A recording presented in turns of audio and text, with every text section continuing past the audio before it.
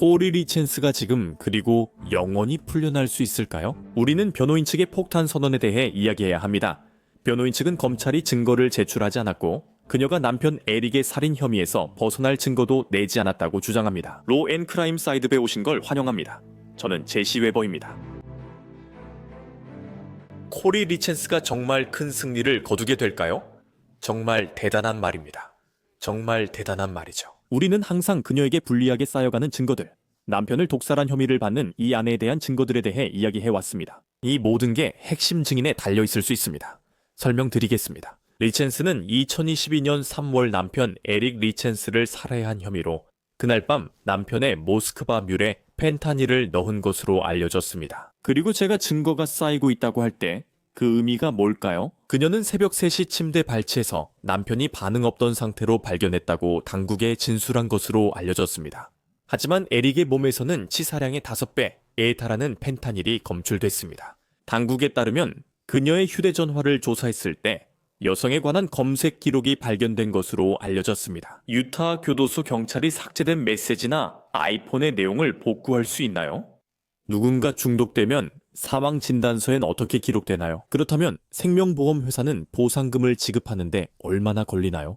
그녀가 독살하려고 했다고 주장되는 펜타닐의 치사량은 얼마인가요? 에릭의 샌드위치에 말이죠. 그 전달 발렌타인데이예요? 그는 너무 아파서 두드러기까지 났다고 해요. 에릭이 친구에게 아내가 날 독살하려 한 것 같아라고 말했다고 해요. 에릭 몰래 그녀는 25만 달러 주택자산 신용대출을 받았고 그의 서명을 위조했을 수도 있다고 해요. 그녀는 빚이 있었고 에릭은 수백만 달러 자산을 두고 돈 이야기를 했죠. 그녀는 남편 모르게 200만 달러 상당의 생명보험에 가입한 혐의를 받고 있습니다. 그리고 이 사건을 아신다면 그녀가 너도 나와 함께 있니? 를 출판한 여성임을 알 겁니다. 에릭 사망 후 그녀는 그 책이 아이들 상실 극복에 도움될 수 있다고 했습니다. 그녀는 지역 언론에서 그 책을 이야기했고 지금은 에릭 살해 혐의를 받고 있습니다. 상황이 좋지 않죠. 검찰이 그녀에게 불리한 증거 일부를 가지고 있으며 그녀는 살인과 재정범죄 등 여러 혐의로 기소됐습니다. 하지만 이 모든 것을 연결할 수 있는 또 다른 중요한 증거가 하나 더 있습니다. 그리고 지금 말씀드리고 싶은 최신 소식은 이것이 전체 사건을 위태롭게 하는지 여부입니다. 여기서 질문이 있습니다. 코리 리첸스는 그 약을 어디서 구했을까요? 그녀는 펜타닐을 어디서 구했을까요? 검찰은 그녀가 가정부 카르멘 라우버에게서 받았다고 합니다. 수색영장 진술서에 따르면 카르멘 라우버는 이 문제로 수사관들과 대화한 것으로 보입니다. 라우버는 에릭이 사망하기 한 달 전쯤 두 차례 코리 리첸스에게 펜타닐 알약 15, 30정을 제공했고 코리가 받을 때마다 약 900달러씩 지불했다고 진술했습니다. 그녀는 약을 요청한 과정, 픽업 및 전달 장소, 그리고 디지털 포렌식 증거로 입증된 기타 관련 세부 사항들을 제공했습니다. 그럼 확실한 증거죠? 검찰 입장에서는 다 좋겠지만 꼭 그렇지만은 않습니다. 문제는 바로 리첸스의 변호인단입니다. 그들이 지금 주장하는 건데요. 잠깐만요. 로버트 크로저라는 남자에게 약을 받았다고 라우버가 주장하지만 크로저는 이를 부인하고 있습니다. 그가 라우버에게 판 것은 펜타닐이 아니라 옥시콘틴이었다고 말합니다. 라우버가 리첸스에게 펜타닐을 줬다고 생각하는 이유는 자신이 크로저에게 받은 것이 펜타닐이라 생각해서입니다. 이건 큰 진전입니다. 그러니까 크로저가 이전 진술을 번복했다는 건데 MBC에 따르면 그는 2023년에 라우버에게 펜타닐을 팔았다고 말했다고 합니다. 그리고 왜 진술을 바꿨습니까? 라고 물었을 때 크로저는 예전엔 자신이 한 말을 기억 못한다고 했고 해독 중이라 정신이 없었다고 답했습니다. 이제는 술에 취하지 않았다고 주장합니다. 진술서에서 2023년 5월 4일 잠깐 감옥에 있었고 약물 해독 중이었다고 밝혔습니다. 나는 그 인터뷰 내용을 기억하지 않지만 이후 그런 얘기를 들었습니다. 나는 2022년 카르멘 라우버에게 펜타닐을 팔았다고 인정했습니다. 크로지어 진술서에 따르면 그는 2025년 4월 회의에서 자신이 검사라는 게 사실이 아니라고 2번 말했다고 합니다. 미스터 블러드워스가 인용됐고 누군가 저에게 카르멘 라우버에게 펜타닐을 팔았냐고 물었지만 저는 아니라고 했습니다. 저는 2022년 초 카르멘 라우버에게 2번 옥시콘틴을 팔았습니다. 저는 2번 모두 매버릭과 드레이퍼에서 그녀를 만나 약을 팔았다고 했습니다. 저는 그들에게 제가 카르멘 라우버에게 옥시콘틴 30mg 알약 즉 록시 또는 록시 30이라고 불리는 약을 팔았다는 것을 확신한다고 말했습니다. 그들은 여러 번 확실하냐고 물었고 저는 네라고 답했습니다. 저는 그녀에게 옥시콘틴을 팔았습니다. 그러니까 다시 말해서 변호인들은 검찰이 4월에 그를 인터뷰해 이 사실을 알았을 뿐만 아니라 이를 변호인에게 알리지도 않았다고 주장합니다. 그게 변호인 측이 서류에 쓴 주장입니다. 검찰은 올해 4월부터 피고인의 무죄를 입증할 수 있는 면책 증거를 알고 있었습니다. 검찰은 이 정보를 변호인 측에 알리지 않았습니다. 보도자료, 보고서 모두 없었고 검찰은 침묵했습니다. 기자가 아니어도 세상에서 무슨 일이 일어나는지 아는 것은 정말 중요합니다. 요즘은 언론의 편향과 불신으로 무엇을 믿어야 할지 모를 때가 많습니다. 그렇지 않나요? 그래서 제가 여러분께 저희 스폰서인 스트레이트 에로 뉴스를 소개해드리고 싶습니다. 스트레이트 에로 뉴스는 독자에게 편향 없는 사실 기반 저널리즘을 제공하는 맞춤형 뉴스 플랫폼입니다. 정치적 스펙트럼 전반에 신뢰를 쌓고 정보를 제공하며 교육하는 보도를 합니다.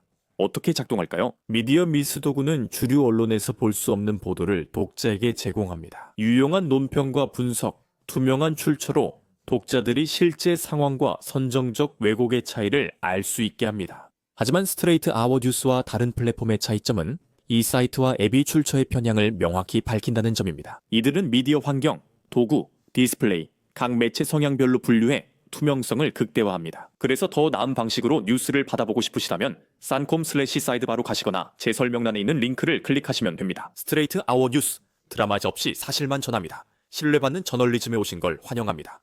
변호인 측은 지난달 크로지에르 인터뷰 덕분에 이 사실을 알게 됐다고 주장합니다.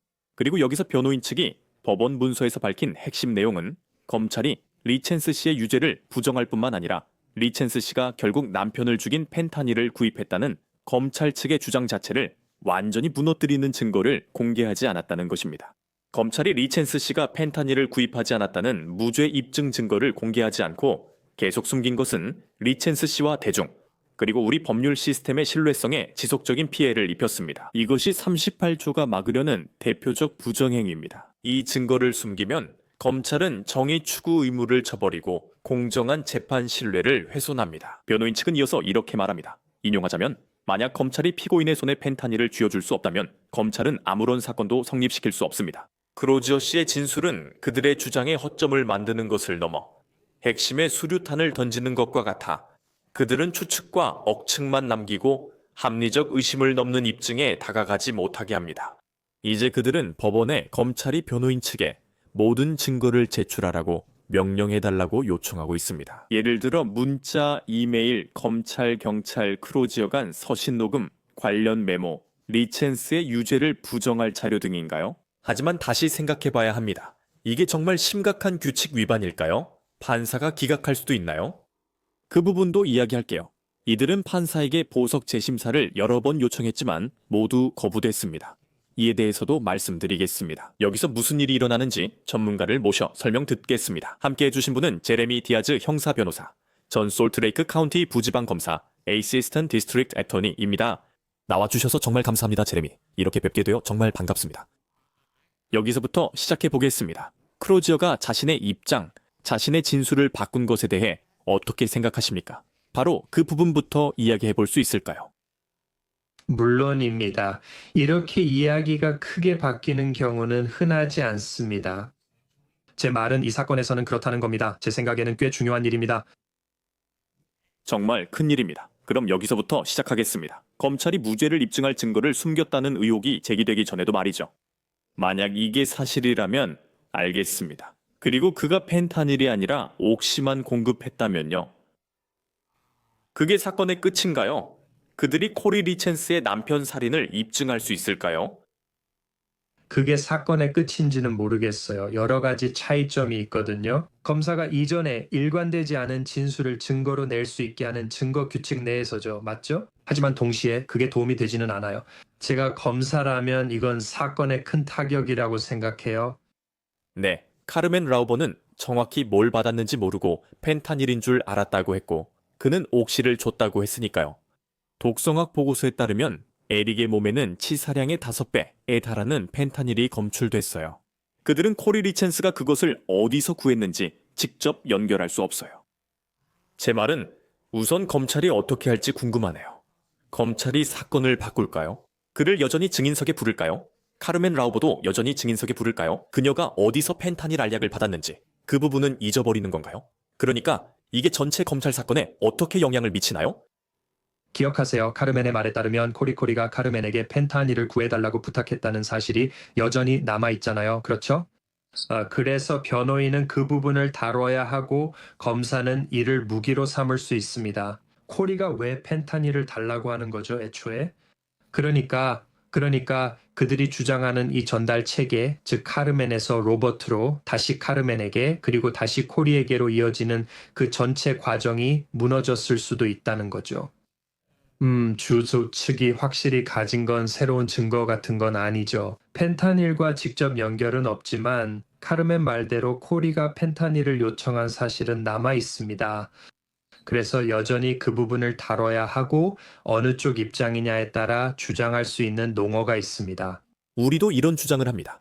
지금 그가 진실을 말한다고 가정하죠. 그가 가장 신뢰할 만한 증인일까요? 실제로 펜타닐을 줬을 수도 있지만 우리는 모릅니다. 그래서 신빙성을 따질 때 고려해야 할 것들이 많죠. 맞죠? 그리고 실제로 그 중에서 가장 중요한 것 중 하나가 뭔지 생각해 봐야 합니다. 여기서 동기가 뭐냐는 거죠. 거짓말을 할 동기가 뭐고 이야기를 바꿀 동기가 뭐냐는 겁니다. 그리고 그 부분은 여기서 검사 입장에서는 반박하기가 상당히 어려운 부분이 될 겁니다. 말씀드렸듯이 확실히 변호인단에게는 또 하나의 이점이 되는 셈이죠. 검찰이 변호인 측에 자료를 제출하는 규정을 위반했나요? 피고인의 무죄를 입증할 수 있는, 즉 피고인의 유죄를 부정할 수 있는 자료를 제출하는 것에 관한 규정 말인가요? 기준이 무엇인가요? 그리고 그들이 그 기준을 위반했나요? 그런가요? 그리고 그건 좀 애매한 부분이라서 어렵죠. 제 생각에는 확실히 바람직하지 않은 행동이라고 봅니다. 제가 검사였을 때 말씀하신 대로 저는 그 직업을 했습니다. 검사로서 항상 최선을 다하고 비난받지 않으려 노력하는 것이 제 바람입니다. 그래서 로버트 크로지어와 대화를 나눴을 때 그 대화를 변호인 측에 공개했어야 한다는 것이 바람이었습니다. 변호인단에 따르면 변호인 측은 그 사실을 9월에 처음 알았고 4월부터 9월까지 5개월 동안 중요한 사실이 다시 공개되지 않았다고 합니다. 분명히 말씀드리지만 이건 큰 문제입니다. 그가 펜타닐을 준 사람이 아니라고 진술을 바꾼다는 거죠. 정말 큰 문제이고 제 생각에는 그건 4월에 최대한 빨리 공개됐어야 할 사안입니다. 제 말은 당연히 그렇게 기대하게 되죠. 스타벅스 커피숍에서 만남을 가진 후 사무실로 돌아가는 길에 검사라면 이렇게 말했을 겁니다.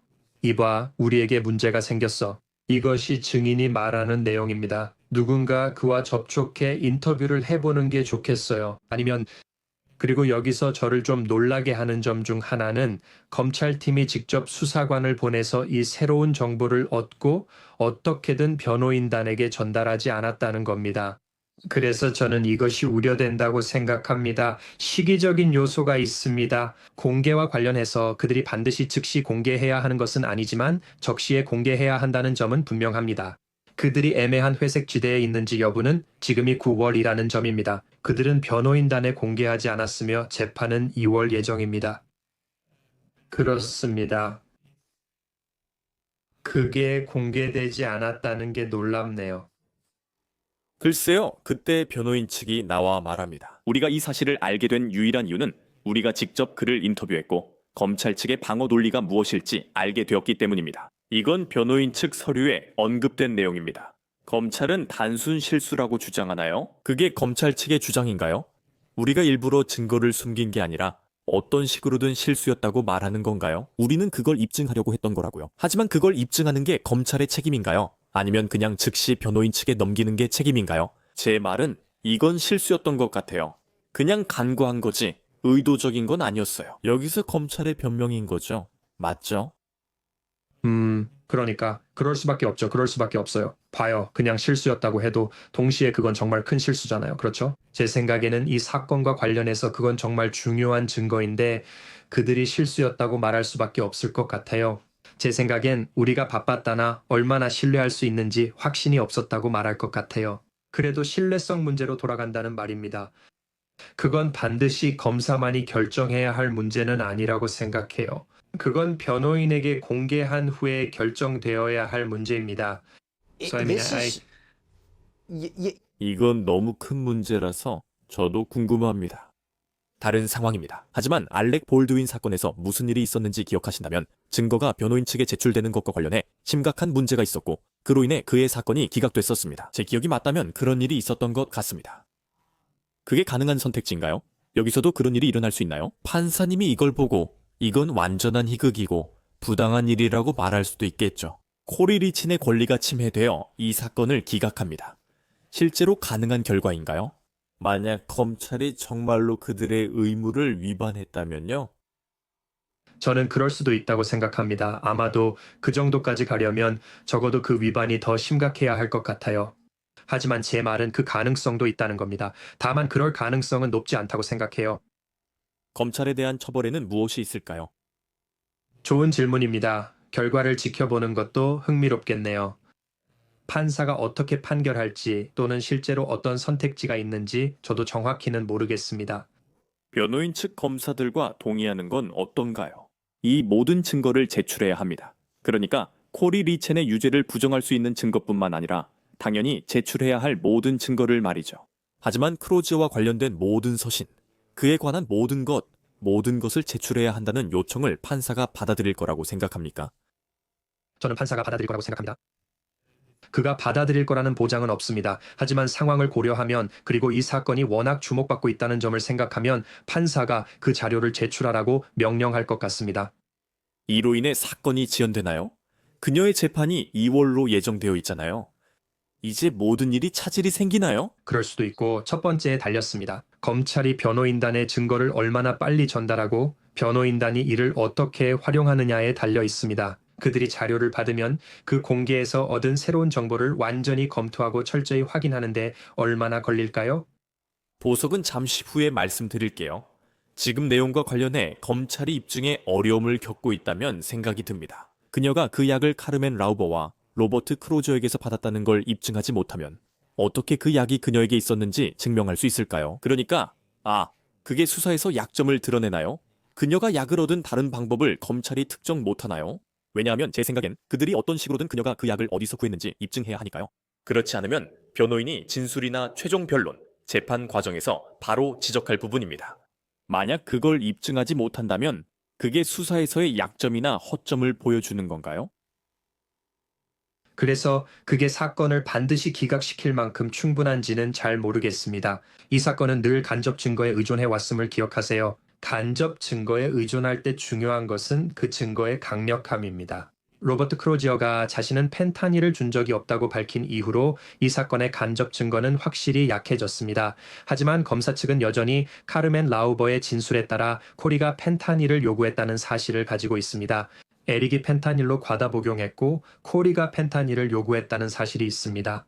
여전히 그 사실을 증거로 쓸 수 있지만 연결고리가 없으면 사건이 약해지나요? 그것이 바로 그녀가 펜타닐을 어디서 받았는지를 보여줍니다. 네, 그 연결고리가 없으면 사건이 더 약해지긴 하지만 동시에 검찰청이 여전히 진행할 수 있는 사안이기도 합니다. 네, 맞아요. 이건 더 약한 사건입니다. 왜냐하면 그들이 코리 씨가 펜타닐을 어떻게 구했는지 그 유통 경로를 특정할 수 없기 때문입니다. 여기서 보석에 대해 이야기하고 싶어요. 알겠죠? 그리고 계속 이야기하고 싶습니다. 이러한 상황 변화에 비추어 변호인 측은 법원에 재고를 요청하고 리첸스 씨의 석방을 요구했습니다. 왜냐하면 다시 말씀드리지만 그녀는 지금까지 2번이나 보석이 거부되었기 때문입니다. 그들이 제출한 서류엔 어떻게 인용됐나요? 유타 주법에 따르면 형사 범죄로 기소되거나 체포된 개인은 원칙적으로 보석이 허용되어야 하지만 중범죄로 기소된 경우에는 그 혐의를 뒷받침할 상당한 증거가 있을 때 예외가 적용됩니다. 법원은 명백하고 설득력 있는 증거로 그 개인이 중대한 위험을 초래하거나 도주할 가능성이 높다고 판단합니다. 법원은 이전에 리첸스 양에 대한 혐의를 뒷받침할 상당한 증거가 있다고 판단했지만 크로지어 씨가 이전 진술을 번복함에 따라 상황이 무시할 수 없을 정도로 달라졌습니다. 리첸스 양을 보석 없이 계속 구금하려면 법원은 먼저 혐의를 뒷받침할 상당한 증거가 있다고 판단해야 하지만 이 사건에서는 더 이상 그런 증거가 존재하지 않습니다. 주추, 러의 범죄 책임에 대한 전체 이론이 바로 그것입니다. 코리 리첸스는 자신의 가정부인 카르멘 라우버에게서 펜타닐을 구입했고 이를 어떠할 수 없는 방법으로 남편에게 원치 않게 복용하게 하여 직접적으로 그의 사망을 초래했다는 것입니다. 이에 대한 물리적 증거는 없고 카르멘 라우버의 진술만 있으며 이 진술도 라우버가 로버트 크로즈에게서 펜타닐을 구입했는지에 달려 있습니다. 소위 펜타닐 알약은 전혀 발견되거나 검사되지 않았습니다. 라우버는 크로즈어가 준 게 펜타닐이라 믿어 자신이 코리에게 펜타닐을 팔았다고 생각합니다. 만약 로버트 크로즈어가 실제로 라우버에게 펜타닐을 팔지 않았다면 유죄에 대한 실질적인 증거가 존재한다는 신뢰할 만한 주장은 있을 수 없으며 그들은 그녀가 석방되어야 한다고 주장합니다. 좋은 주장입니다, 제레미. 저도 그렇게 생각합니다. 정말로 기억나는 게 유타주의 보석 법령에 관해서는 여러 가지 요소가 있다는 거죠. 맞죠? 방금 읽으신 대로 판사는 가장 먼저 혐의를 뒷받침할 실질적 증거가 있는지 확인해야 합니다. 검찰청에서는 그들이 보석 없이 구금하자는 신청을 제출하고 논쟁을 벌였을 때 지금까지 그들은 크로지어 씨가 나와서 한 말과 이 분배 다리를 가지고 있었습니다. 그가 라우버 씨에게 펜타닐을 판매한 적이 없다고 했다는 점입니다. 그 발언으로 인해 분배 다리가 무너집니다. 그래서 그것은 이 사건의 실질적인 증거의 성격에 반하는 것입니다. 그래서 저는 이것이 재고할 시점이라고 생각합니다. 그리고 변호인의 주장이 좋은 주장이라고 생각하고 타당하다고 봅니다. 이렇게 한번 여쭤보겠습니다. 서밋 카운티 검찰청에서는 인용하자면 진행 중인 사안에 대해서는 논평하지 않는다고 했습니다. 법원 규정에 따라 14일 이내에 공개 기록으로 답변할 것이라고 했습니다. 그 답변을 예상하셨나요? 그들이 어떻게 답할 것 같나요? 제 말은 그들이 그렇게 답할 수밖에 없다는 겁니다. 지금 이 사실이 드러나 언론에 보도되고 있습니다. 그들은 답변에 매우 신중할 것입니다. 사안의 중대성과 변호인단이 제기한 혐의를 감안해 그렇습니다. 제 말은 이미 우리가 이 얘기를 했잖아요. 이미 얘기했듯이 이건 정말 큰일입니다. 만약 검찰이 이런 진술 번복 사건의 변화에 대해 알게 된다면 말이죠. 그가 로버 양에게 펜타닐을 판 것이 아니라 옥시코틴을 팔았다고 말하는 것, 그건 정말 큰 문제이고 문을 여는 셈이죠. 그리고 아주 간단하게 전체적인 그림을 말씀드리자면 제가 좀 반복적일 수 있지만 만약 검찰이 그녀가 그 약을 어떻게 구했는지 확실하게 입증하지 못하고 또 언제 또는 어떻게 그 약을 모스크바 뮬에 넣었다고 확실하게 입증하지 못한다면 당신은 그들이 그의 사망 상황, 그녀의 진술, 그녀의 행동, 생명보험, 그리고 그녀가 했다고 주장되는 구글 검색이나 휴대폰 검색 기록만으로도 유죄 판결을 받을 수 있다고 생각하십니까? 여전히 유죄 판결이 가능하다고 보십니까? 그들이 가진 다른 증거를 고려할 때 가능성은 있다고 생각합니다. 그 가능성이 얼마나 높은지는 잘 모르겠습니다. 그건 검찰팀이 평가해야 할 부분입니다. 기억하세요? 방금 많은 증거들을 나열하셨잖아요. 그리고 우리가 이미 이야기했듯이 그들이 4개의 짧은 유통망은 가지고 있지 않더라도 여전히 다른 증거들은 가지고 있습니다. 코리가 미스 라우버에게 연락해서 펜타닐을 구해달라고 요청했다는 사실이 있습니다. No, is that the 그 경로는 성사되지 않았습니다. 미스 라우버, 그게 전부입니다. 하지만 검찰청은 배심원들 앞에 앉아서 말씀하신 모든 것들을 여전히 가지고 있습니다. 그들은 우리는 그녀가 펜타닐을 어떻게 구했는지는 모르지만 구하고 있었고 그로 과다 복용했다는 건 안다고 말할 수 있습니다.